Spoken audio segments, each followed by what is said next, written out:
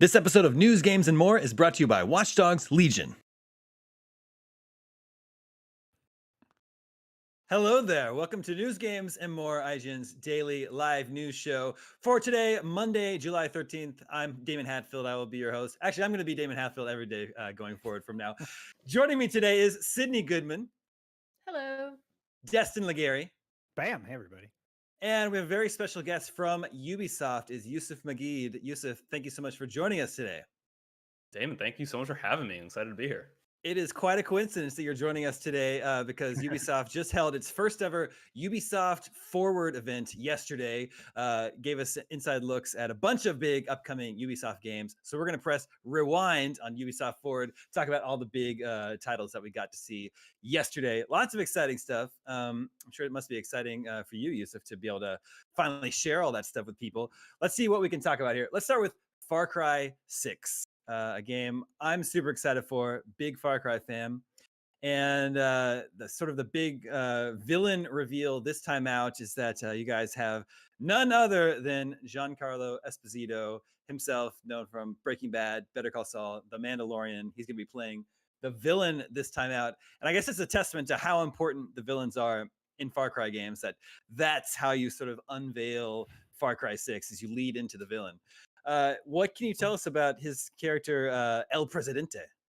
Yeah, so no, it was really exciting to get to reveal that. I'm a huge Giancarlo Esposito fan. Yeah. So he plays the dictator of a fictional country called Yara. His character name is Anton Castillo, and he was elected by the people of Yara after his father, who was a dictator in his own right, was actually taken down during a revolution, and sort of grew up thinking that this was something that was stolen from him, that his birthright was denied to him, and that now he has risen up into that same position and found himself in a very similar scenario. And the trailer we're looking at here is between Anton and his son Diego. Diego is actually played by Anthony Gonzalez, who people who have seen Coco will Mhm. probably recognize as well.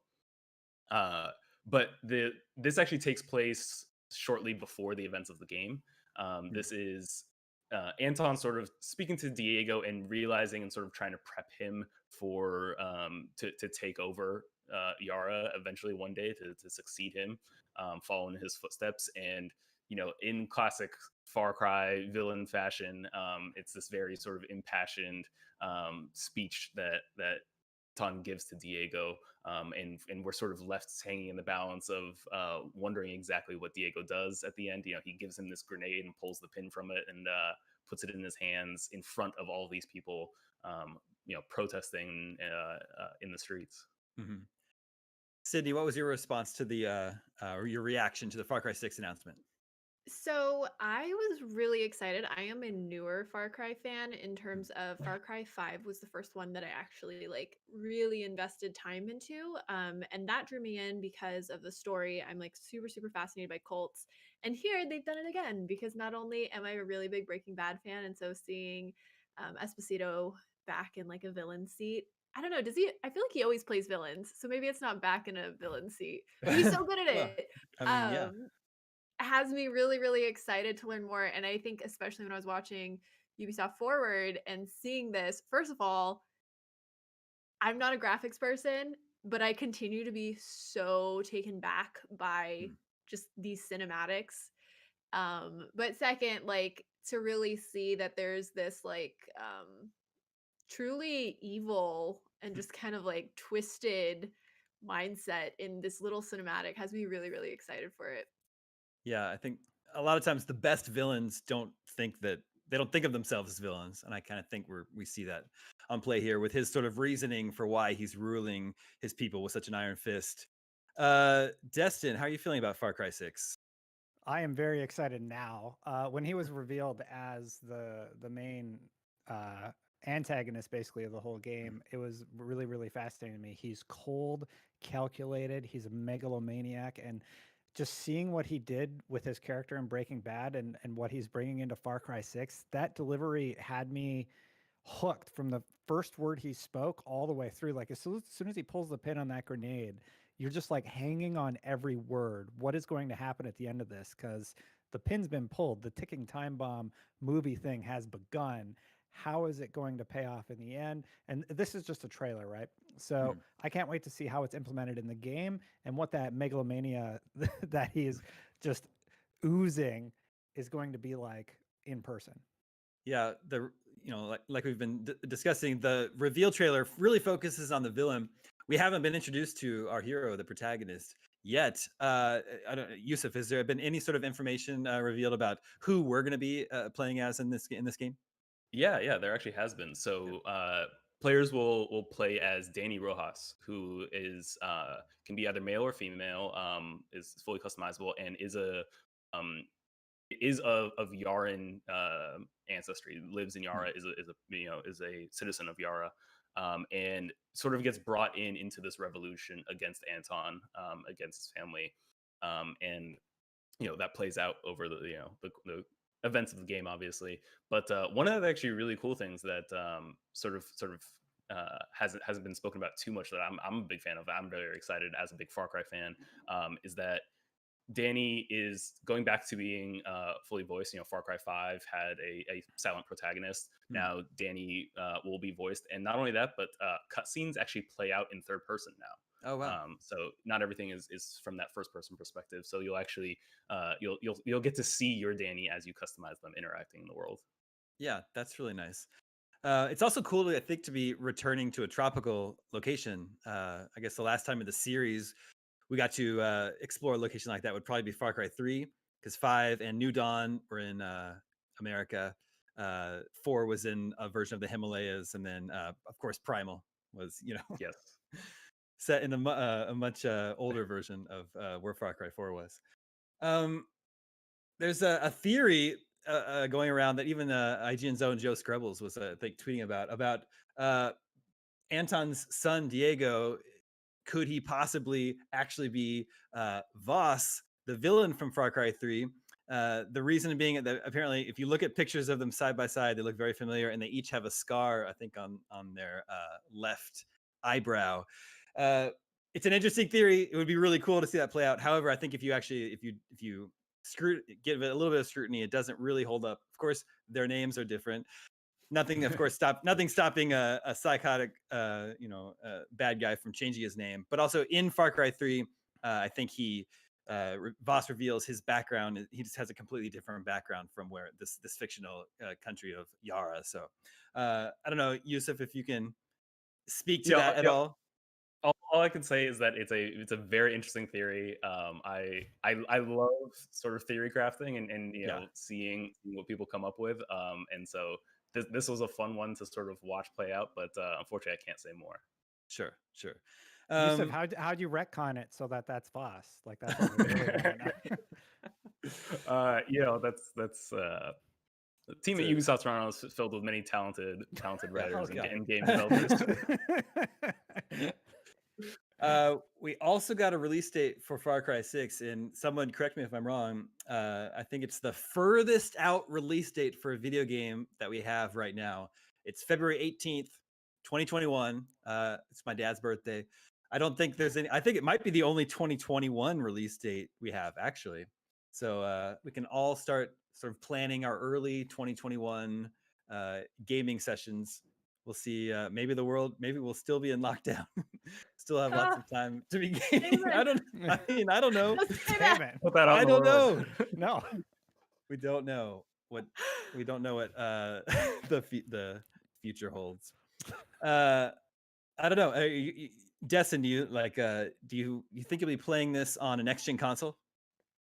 I'll probably play at this point. I'll play on PC. I've transitioned largely to PC. I do all my work at my desk, and it's easy to just bring up games here. I mean, I'm still going to get both consoles, of course, so I want to check it out and see how well it performs on Xbox and PlayStation 5. Yeah. I'm super excited for it. I love all the Far Cry games, all of them. Yusuf, anything else we need to know about Far Cry 6 before we move on? I mean, you'll definitely hear more about it down the line for sure. Damon, what's your favorite Far Cry? Favorite one, man. I really like how weird and unusual and unique Far Cry Primal was.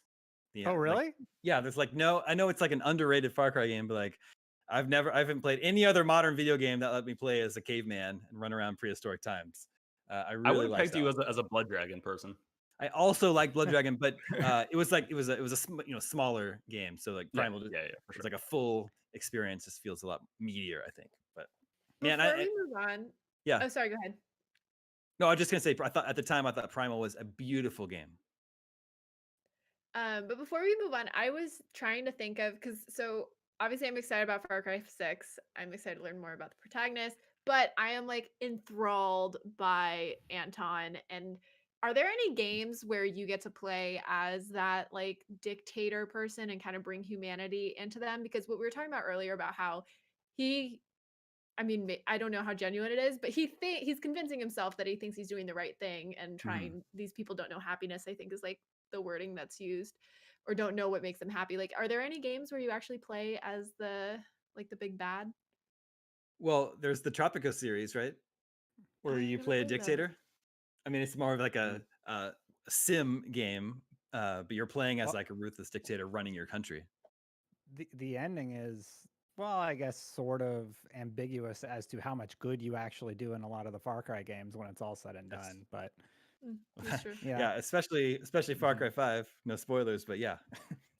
I mean, Assassin's Creed 3 had the intro where you're playing as Haytham Kenway, and you're playing as him thinking you're an assassin, then it's revealed that he's the Grand Master of the Templars. Yeah. Actually, and, sorry, go ahead, Dave. well, I was just gonna say, this is tough. I don't want to spoil anything, but I forget. Sydney, have you played Last of Us Part 2? No, I haven't. There's just they I'm play a waiting lot with on sale. What's up?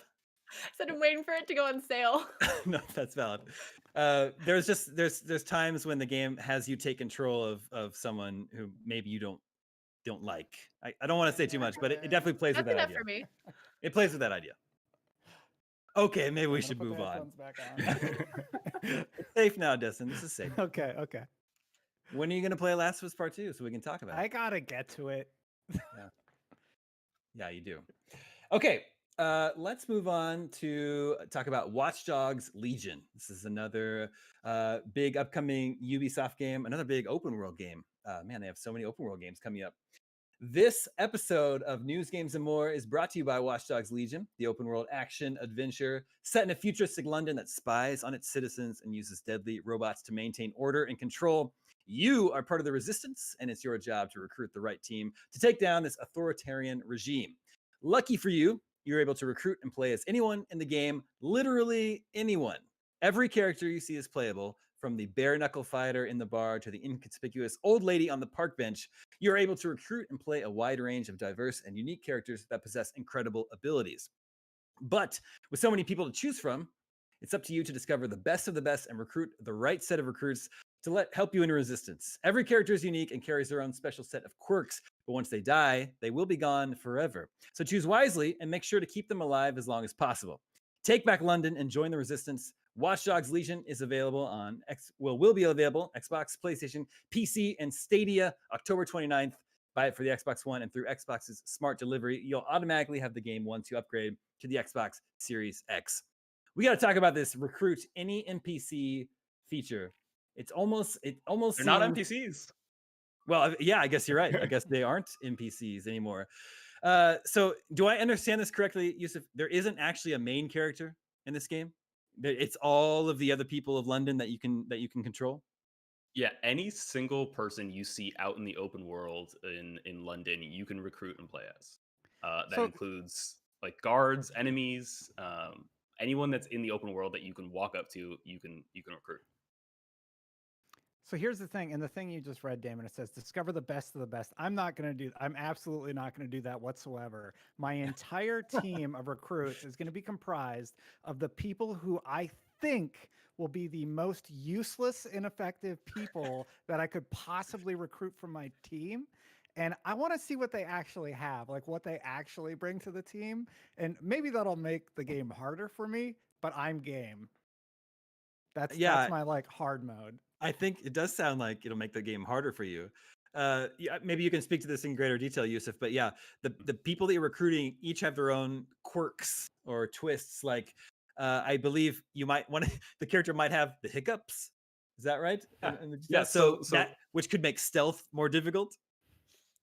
100%. So there is based off of who these people are. So everyone in the world has a job, a background, a story, a family, a routine, a schedule. They're going about, they're doing their things all the time. But based off who they are, they play differently. So for example, a construction worker can walk into any construction site unnoticed and just blend right in.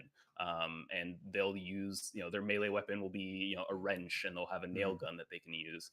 A boxer, for example, can take more damage and dish out more melee damage, and is also very light on their feet, so they're actually good for sneaking. Whereas various people will change how they play and sort of what they're best used for based off of their background. One of my favorite things actually is that certain NPCs can be designated as like shopaholics. And that means that every time you switch to them in the open world, they'll be in a different outfit. See, that's the kind of person I want to recruit. Oh, 100%. I need a team of all shopaholics. And like the great thing is that, these people, once you recruit them to DedSec, it's not like they're just sitting in a base somewhere waiting for you to use them. They're still out living their lives. So when you decide to switch to them, you might catch them in the middle of, their workday, or the middle of having lunch with a friend, or shopping. And so it's, you'll find them in various situations that is just part of their daily routine. And you can switch to them on the fly.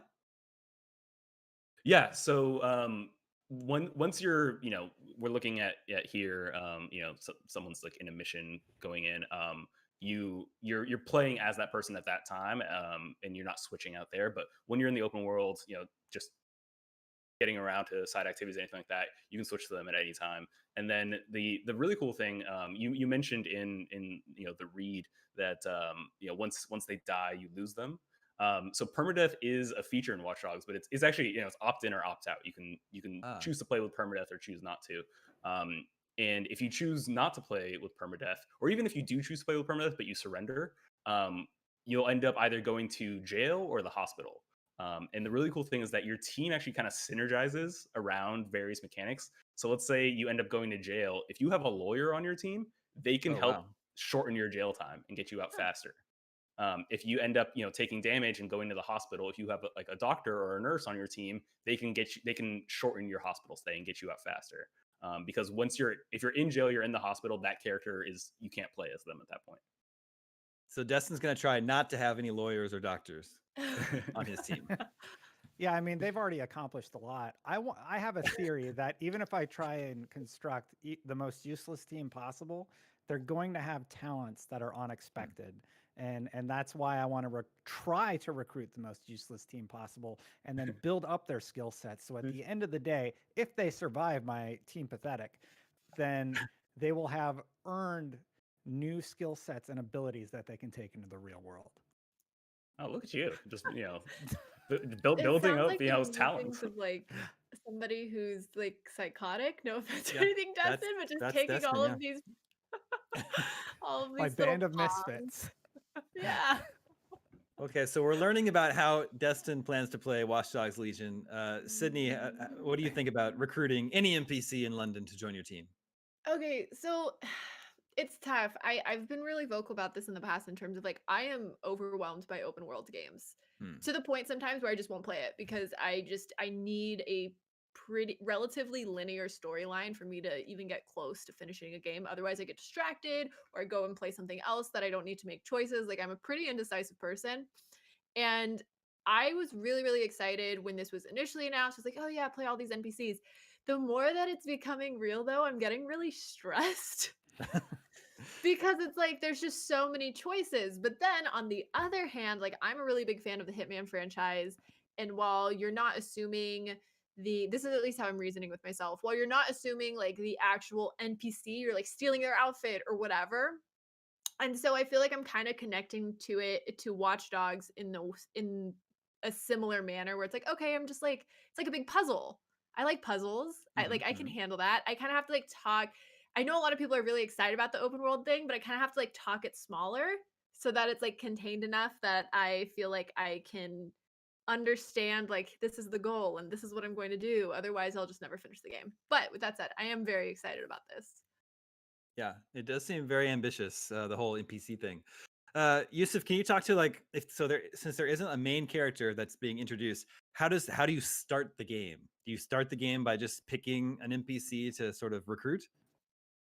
So the game actually starts with a certain mission. So we just some folks got their hands on it, and you actually start off as like this very sort of 007-esque spy, and things evolve from there. But I don't want to spoil it, but the sort of overall structure of DedSec, because you can have anyone, is Bagley, the sort of AI that talks and communicates to everyone that's a part of DedSec, and sort of helps build a cohesiveness. And your operatives will talk right back to Bagley. They have like a funny rapport. It's sort of this funny like British charming voice that's sort of constantly in your ear.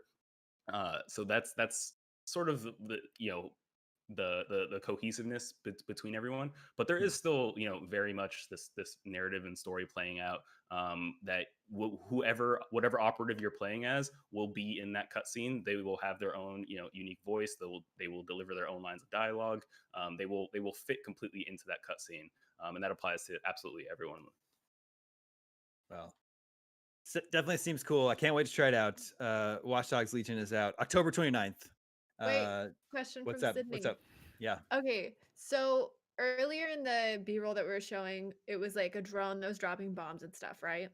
Mhm. Cool. What if you like dropped it and you killed a bunch of NPCs by accident?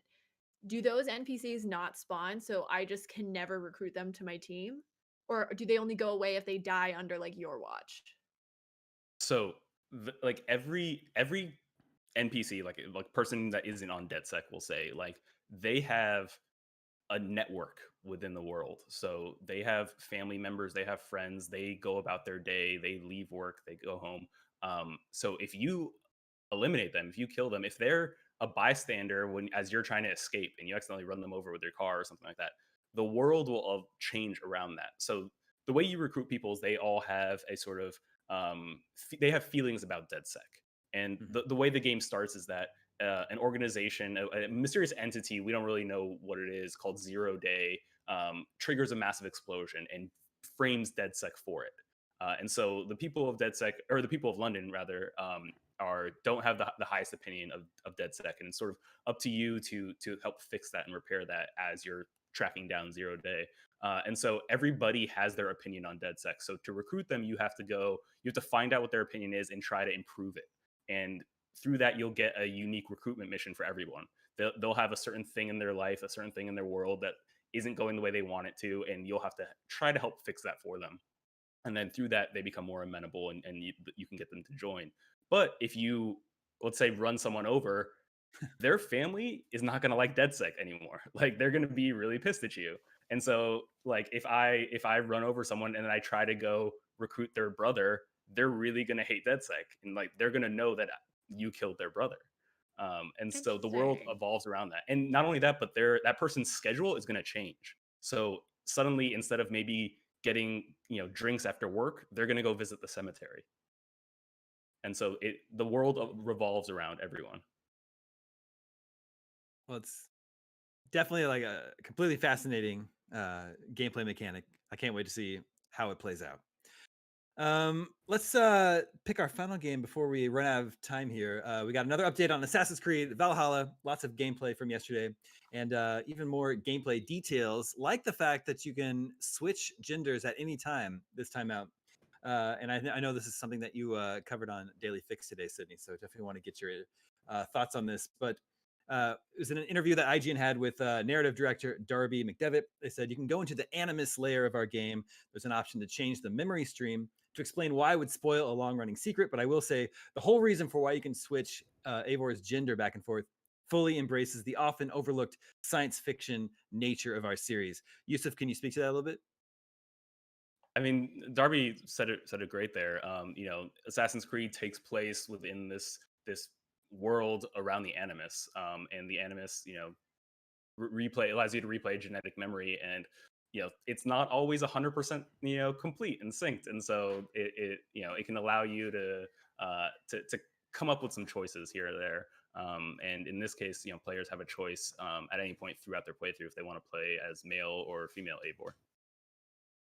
And I think, well, so I guess we're sort of left to speculate exactly, you know, why that is right now. And I believe in an article there was just a guess that it makes sense that if the DNA sample that they're using is damaged, maybe they wouldn't know if the original ancestor was male or female, so that they just allow you to sort of, you know, role play as both sides.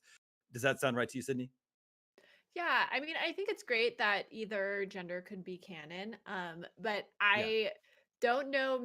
Again, this is totally just the player that I am. I'm very just like stick with it. I don't know that I would ever change my character halfway through. Yeah. I'm curious if there's any like reason to motivate you to do that, whether it's like I don't know, maybe one character can jump a little higher and can get somewhere else that the other one can't. Like, I'm not sure if there's anything, and I don't know, Yusuf, if maybe you can speak to this, but if there's any reason, like gameplay mechanic focused reason why you would want to switch between the two. No, so male and female Eivor play identically. They are essentially, with Assassin's Creed Odyssey, you had or Cassandra and Alexios, and they were different people. If you chose one, the other one played another role in the game. Whereas here, or is the same person regardless of which gender you choose. And as Darby said, that the reasons behind that are secret at the moment. Yeah, so I don't know. Maybe you just want to switch it up. It's cool. And you totally don't have Justin, to. You can pick your Sure. your gender at the beginning and just go with it. Destin, what do you think? Switch it up? Yeah, I think there might be some narrative situations where you might be more curious to see the dialogue differences. I know in the past Assassin's Creed games, like in Odyssey, there were a few minor differences with the romance options and such, and I know people will get sort of curious there. I am kind of curious how they're going to handle that if you switch midway through a romance quest, something like that, because but whatever, both characters look awesome, so I don't really care. I do agree with Sid, though. It's going to be weird if you play through like half the game as female Eivor, then you just play the other half as male Eivor. It might not give you that continuous narrative thread that you want, but I am really curious to learn about the animus and how that's all explained, because maybe it'll make it a little less jarring to make that transition. Yeah, Yusuf, can you speak to that? Are there actually different dialogue options or romance options based on your gender? Dialogue options, no, there aren't. And I actually, to be completely honest with you, I'm not on the development team. I'm not 100% sure about romance options. Gotcha. So it's possible they could just written the game. I'll find out for you. Yeah. Destin is on it.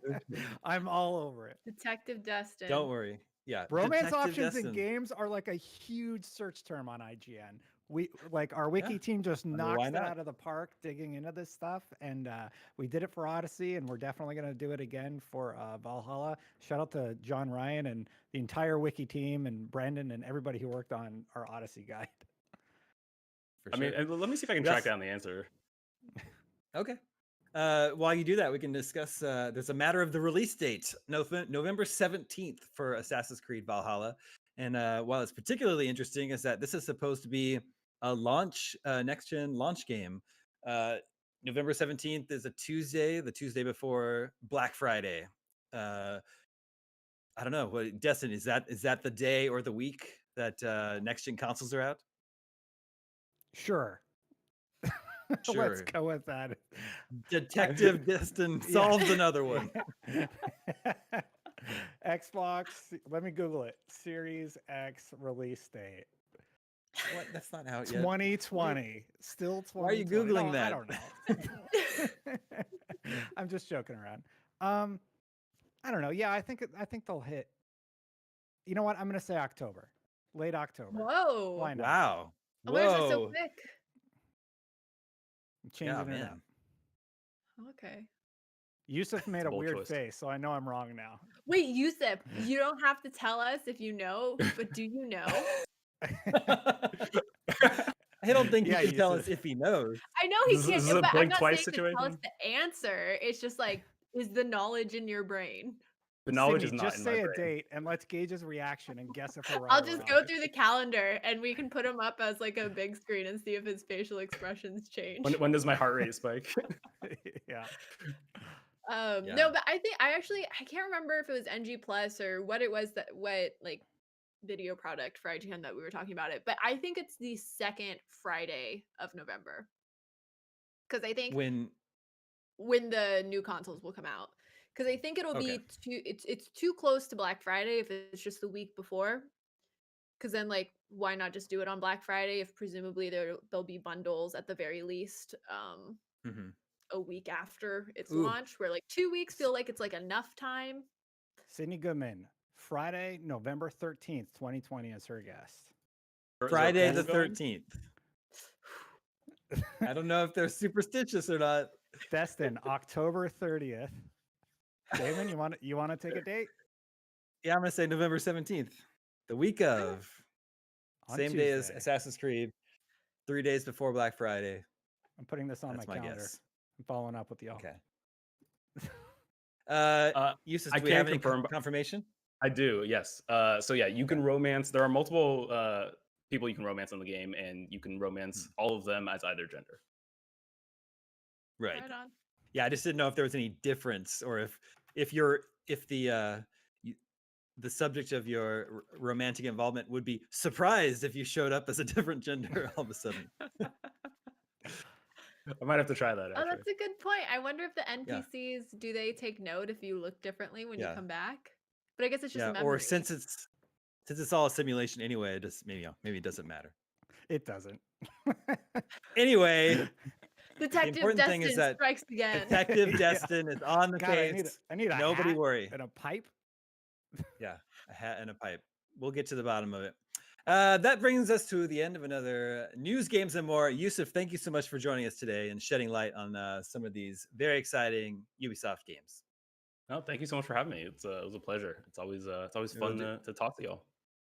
Maybe we can do it again after the next Ubisoft Forward. Thank you to Sydney and Destin. Thank you to Red working behind the scenes. Everybody have a great Monday evening. We'll see you back same time, same place, 4 p.m. Pacific tomorrow for News, Games, and More. We'll see you then. Bye, everybody. November 9th, November 10th.